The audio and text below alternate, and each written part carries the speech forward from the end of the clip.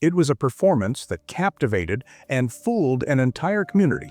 A young father, his voice thick with emotion, staring into a news camera and begging for the safe return of his missing wife. Every word, every tear seemed genuine. But behind that desperate plea was a secret so dark it would take over a year to uncover. This is what happens when the person leading the search is the one who buried the truth. The story begins in the quiet college town of Columbia, Missouri in the fall of 2019. On the surface, Joseph and Mangiel appeared to be a young family navigating the beautiful chaos of new parenthood. Their daughter, Anna, was just over a year old. But on October 10th, Joseph made a call that shattered that image. He dialed the non-emergency police line to report his wife missing. He told the operator he last saw her 2 nights prior. He said he woke at 5 a.m. to their baby crying and found Mangi gone. Her phone was on the table. Her passport was in the drawer. Her car was in the lot.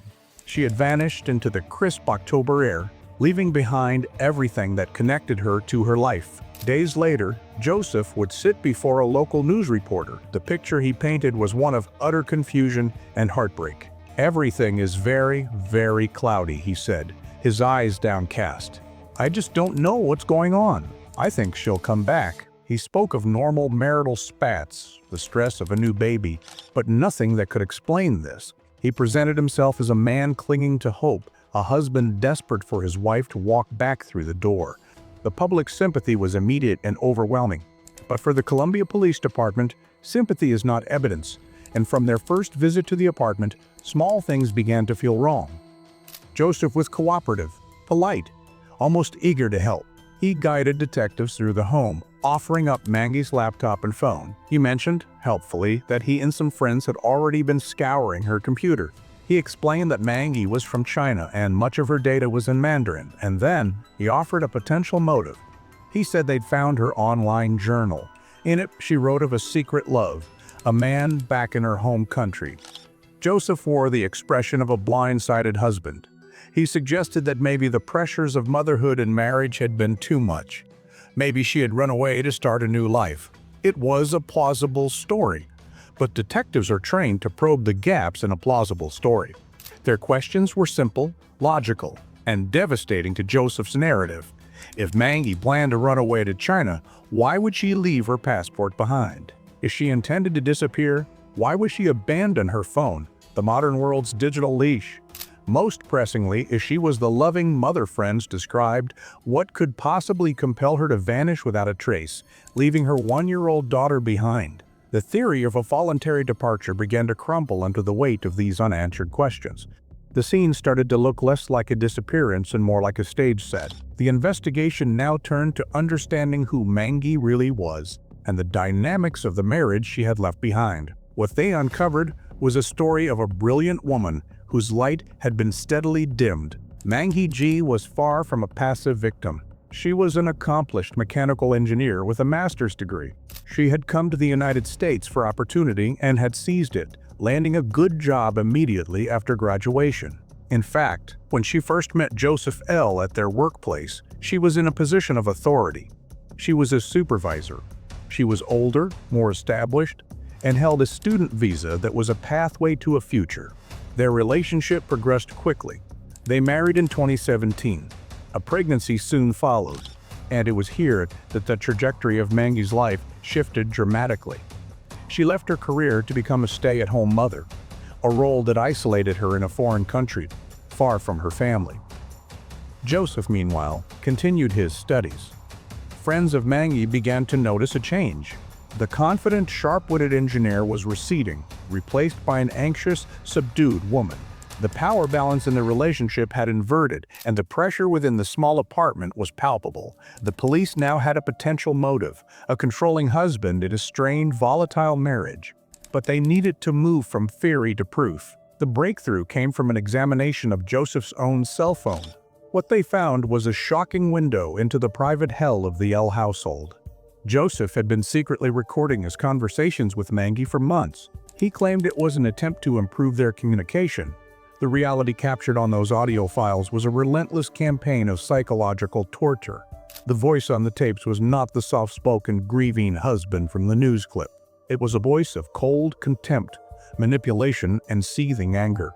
Joseph belittled Mangy's achievements, criticized her culture, and systematically attacked her most crucial support system, her family.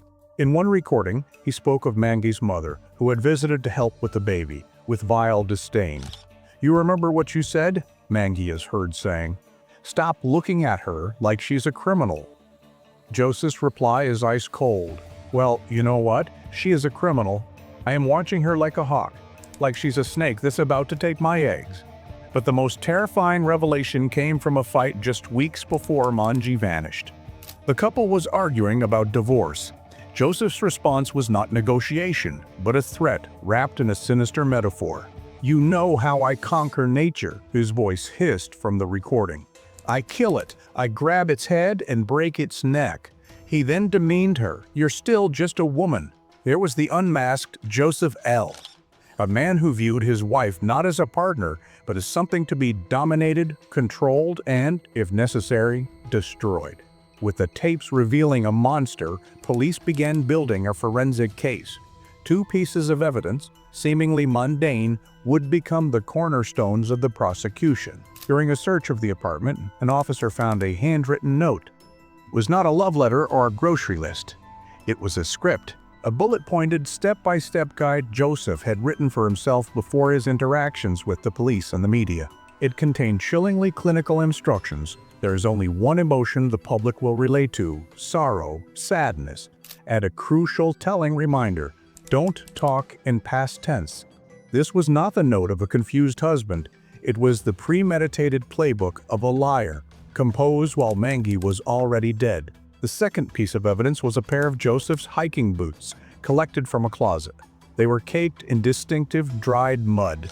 For over a year, the case moved slowly in the public eye. Joseph was arrested on a separate charge of child abuse after evidence emerged that he had injured his infant daughter months prior. But Mangy was still missing. Without a body, a murder charge was difficult to prove. Then, in March of 2021, a hiker in Rockbridge State Park, place of twisted significance, as it was where Joseph had once proposed to Mangy, made a grim discovery. Partially buried under leaves and dirt was a purse, and nearby, human remains. Forensic testing confirmed it was Mangy. The painstaking work of the investigators now fused with science. The unique mixture of soil, decomposed leaves, and specific juniper needles found embedded in the tread of Joseph's hiking boots was analyzed. It was a perfect match to the soil composition at the remote gravesite in Rockbridge State Park. His cell phone data also placed him in that area. The script had revealed his mind. The boots placed him at the scene of his crime. At trial, Joseph abandoned his original story. His new defense was one of accident and panic. He claimed they had a physical fight. He shoved her. She fell and struck her head. He said he found her dead later and, in a state of sheer terror, carried her body to the park and buried her. The prosecution, armed with the tapes, the script, and the forensic evidence, presented a different version. They highlighted Mangy's broken ribs, 4 of them, fractured in a row. They played Joseph's own initial statement where he described giving Mangy a massage with pressing maneuvers on her back the night she died. The broken ribs were precisely where that pressure would have been applied. The jury saw the totality of the evidence: the abusive husband from the tapes, the calculating actor from the script, and the man whose own boots tied him irrevocably to the secret grave. They found him guilty of second-degree murder. The judge sentenced Joseph L. to 28 years for Mangy's death, a year for every year of her life, followed by a consecutive 10-year sentence for the abuse of his daughter. The man who so skillfully played the role of the grieving husband on television will spend the next 4 decades in a prison cell. His performance finally ended. Mangy's voice, which he tried to silence forever, was ultimately heard through the very recordings meant to control her, ensuring he could never hide from the truth again.